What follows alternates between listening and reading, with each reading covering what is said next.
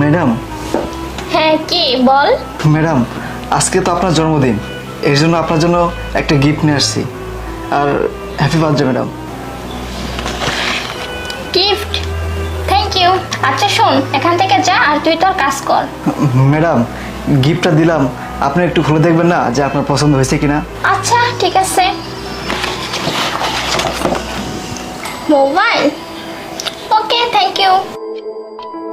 Gift তো খুলে দেখলাম, তুই এখন গিয়ে তোর কাজ কর যা। আচ্ছা ঠিক আছে ম্যাডাম।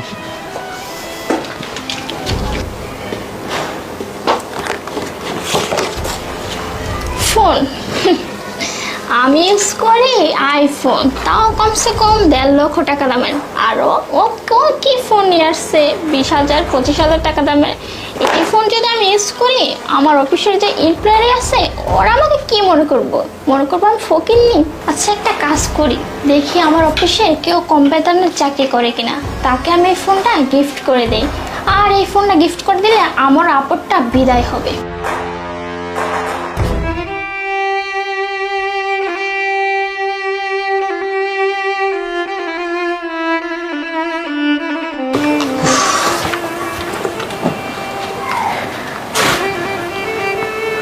কি ব্যাপার আশিক,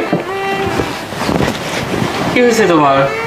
কই? তুমি মনে হচ্ছে কান্না করতেছো, কোনো সমস্যা? কেউ কিছু বলছে অফিসে? না না স্যার, আমি ঠিক আছে স্যার, দেখতেছেন না ঠিক আছে। না না না, তোমাকে দেখে মনে হচ্ছে তোমার চোখ লাল হয়ে গেছে কান্না করতে। কোনো একটা কাহিনী আছে, আমাকে বলো। কেউ কিছু বলছে? কোনো সমস্যা? ফ্যামিলিতে কোনো সমস্যা? পরিবারে কোনো সমস্যা নাই স্যার। কয়েকদিন আগে তো ম্যাডামের জন্মদিন গেল।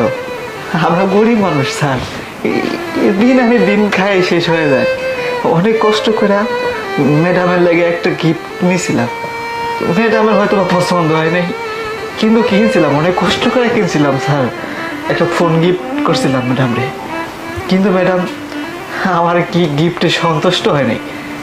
ওই গিফট না, ওই ফোনটা সিকিউরিটি গার্ডকে দিয়ে দিয়েছে। কি করবো স্যার কর? আমরা তো গরিব মানুষ তাই না স্যার, আমার তো সামর্থ্য নেই বড় বড় কিছু দেওয়ার। চাইছিলাম যে ছোটো কিছু দিলে পরে হয়তো ম্যাডাম অনেক খুশি হইব, আমার অনেক ভালো চোখে দেখবো।